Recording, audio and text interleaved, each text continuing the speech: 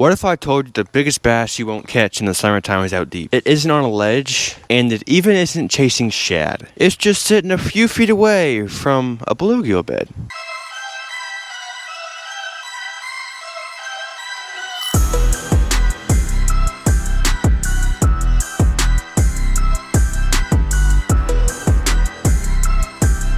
Most anglers know that bass eat bluegills, but very few actually target bluegill bed bass correctly. Today I'm going to show you why that bluegill beds are one of the most underrated ways to catch absolutely giant bass in the summertime, and exactly how to fish them. Let's get into it. What's up, everybody? Welcome back to the channel. If you enjoy bass fishing and learning all about it, make sure to hit that subscribe button and leave a like, because we're chasing big bass all year long. Now let's talk about bluegill beds. Why do giant bass love bluegill beds? When bluegills spawn, there's usually like hundreds of them packed into a tiny area, and what you need to look for is like basically 100 or thousands of little circles on a hard bottom next to the bank in sunny open areas. To big bass, it's like an all-you-can-eat buffet. Because bluegill are bigger bait fish, so a smaller bass probably won't go after like a 5-inch bluegill, but a 10-pound bass sure will. And the bass don't hang out in the middle of the bluegill beds because bluegill are very aggressive and will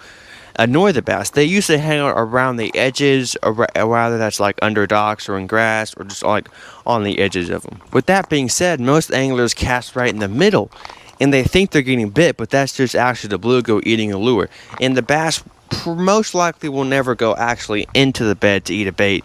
They'll mainly pick off the bluegill and your baits on the edges of the bluegill beds. It's really easy to find bluegill beds. What you need to look for is gravel or sand, pretty much, and then a bunch of little circles, or yeah, pretty much just a bunch of little circles on the bottom, and that's where you find them. It's most of the time in shallow, sunny water. Pretty simple. Whenever you actually fish for a bluegill bed chasing or hunting bass, you just like select few baits that you need to use. Well, first of all, the bait has to mimic a bluegill. So the best bait to use to fishing around bluegill beds is obviously a bluegill colored swim bait like this one right here. This is the GAINT, a really good bluegill colored hard bait. Now there's other ones like the Savage Gear soft swim baits like the wedge tails and stuff. Those work extremely well around bluegill beds, especially if the bass will be a little more picky. Those look more realistic than this and have a little bit less hardware on the bottom of them, like this one does. I don't know why that thing is on there. It's not supposed to be on there. But I don't know what that is. But basically, pretty much any bluegill baits, like bluegill colored swim baits, is like the best way to catch absolute giants. And you may not catch a lot of bass. This is not a multiple 20, 30 bass in a day type deal. This is one to two, maybe even 3 giants, okay? Like 10-plus pounders can be caught in the summertime on this technique. And another reason it's so good, because not very many people actually know how to fish them, or they don't even know like that this pattern exists, okay? They don't really comprehend that bait fish shallow equals big bass. They don't really think that through. They mainly think that big bass just hang off offshore in the summertime, which they do. But that gets a lot of pressure on the big bass offshore, so they might slide up shallow and start munching on some bluegill. A couple other good baits are pretty much just jigs. Rather, you like skipping docks around bluegill beds is a great way to catch them, like a standard pitching jig like this 30 jig toy level pitching jig right here. If you're kind of fishing more in grass around bluegill beds, a swim jig is an amazing way to catch them. A swim jig or a chatterbait, they work hand in hand. Now, I would say a chatterbait works more when there's not as much grass, but a swim jig is kind of like a 4x4, all power, non-stop, 4-wheel drive, anything pretty much like that. So basically, if you have not a lot of grass, go with a chatterbait, a little more vibration, a little bit more presence in the water. If there's a lot of grass and a bluegill just kind of made a hole in the grass, go with a swim jig, because a swim jig will not get snagged up as much as the chatterbait will. One of the biggest mistakes that people make with fishing bluegill beds is fishing them too fast. Now, you may be saying, like, what do you mean by that? It's just one little area. How can you fish it too fast? Well, basically, look, bass are not going to be in a bluegill bed. They're not going to be in the middle of the bluegill bed. They're going to be on the areas around it. So if there's a bluegill bed here and a dock right there, there could be bass on the dock. Or if there's a stick brush pile right here, that could be there. Or if there's grass over here, that could be over there. If there's a dock over there, there could be fish over there.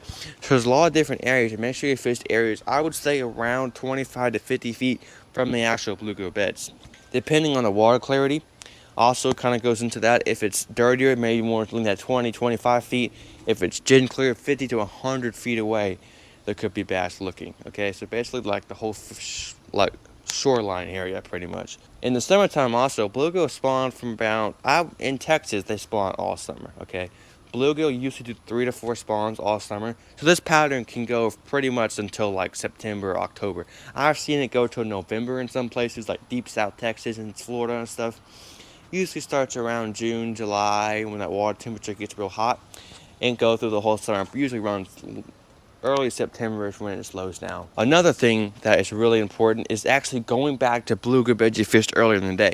Say you fished a bluegill bed in the morning, a group of them. You come back in the afternoon and you catch fish, because fish will travel to different bluegill beds. Sometimes when one big bass has been on a bluegill bed terrorizing them like for a couple hours, the bluegill will get real skittish. They'll be nervous, they'll be too fast. Then the bass will go to a different bluegill bed that haven't had a presence of it before and feed on them. So bass will kind of hop between different bluegill beds. So also you can find bass just cruising between bluegill beds too.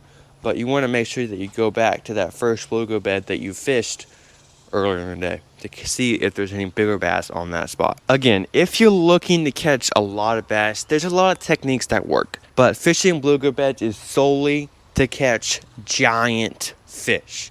If you want to catch 20, 30 fish, go offshore, do a shaky head or a drop shot, and you'll catch all the 1, 2, 3 pounders you want. But if you really want to catch that PB bass, that 8, 9, 10 pound bass, fish bluegill beds for a day.